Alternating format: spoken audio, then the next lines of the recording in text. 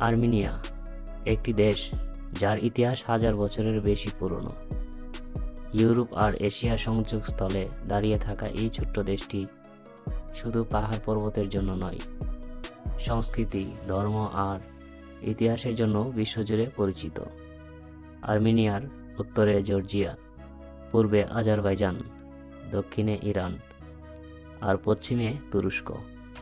সমুদ্রবন্দর না থাকলেও পাহাড়, হ্রদ আর সবুজ উপত্যকার জন্য এই দেশটিকে বলা হয় পাহাড়ে ঘেরা স্বর্গ।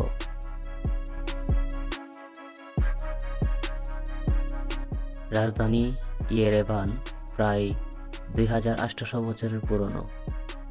আধুনিক স্থাপত্য আর সোভিয়েত আমলের স্থাপনার মিশ্রণ এই শহরকে করেছে বিশেষ। আর্মেনিয়ার মানুষ খুবই অতিথিপরায়ণ।